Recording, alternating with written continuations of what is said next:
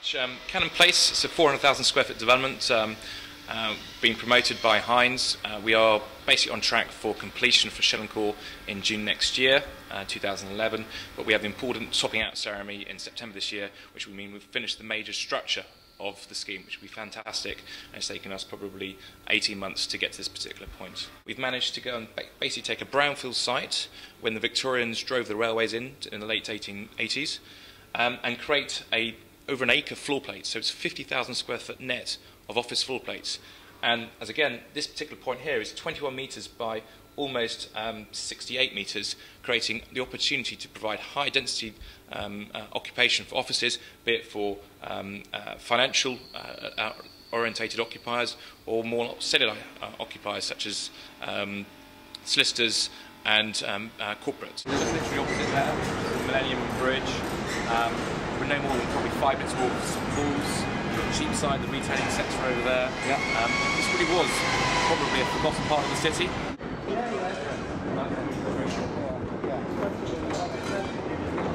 We're standing here on the 8th floor of Cannon Place with stunning views over St Paul's and London, and the one thing which is immediately striking when you come up to the 8th floor and all the floors is the large 50,000 square foot floor plates and the absence of columns. What sort of tenants do you think will be attracted to this building?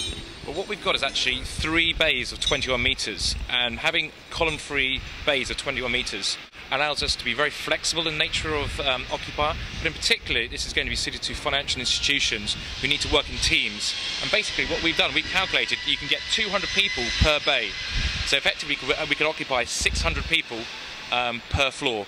And it's all about, today's market is all about building efficiency and density. How difficult has it been being one of the only buildings which is going to be being built through the recession and the difficult downturn? Well, it's one thing we worked very hard with our equity and our debt providers to ensure that we can actually get a product to be built in finishing 2011. What we did know throughout the session was that there was, because of the lack of finance, there was opportunity to deliver a building in 2011-2012 where there was very limited supply. So we very much sold as an opportunity to our financing team, and therefore where we are today, we're only probably 1 or 2 or 3 buildings capable of providing 200,000 square feet to an occupier between now and 2013. So we feel as though it's been an absolute positive advantage, but clearly we worked very hard with our bank, HSH North Bank, and our equity investors to ensure that this scheme actually went ahead. So the market in the city, in terms of the occupational market, seems to be moving into a pre-let market. How far do you think you're going to capitalise on that market going forward when the building is delivered? The leasing market has very much changed since we first started the building in 2008. Today, the occupational market is returning. We're seeing it driven by very much more structural events, be it through lease expiries, breakpoints, or building obsolescence. What we're seeing is difficult at the moment to see is exactly where employment growth is actually going to create the next band of tenant demand. However, we see a huge amount of lease expiries in the larger estates of the city in 2012, 2013, 2014.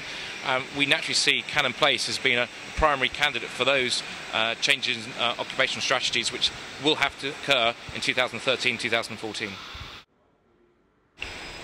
We clearly worked very hard to put Cannon Place together, and we're not in a position to rent at today's rents, and clearly this building is being completed for June 2011.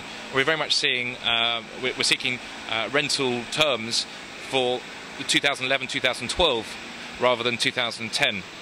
So therefore we're looking at the prime indices, and it looks as though those prime indices are continuing to grow in 2011-2012, and we are optimistic that we'll be able to go and deliver this product into a growth market.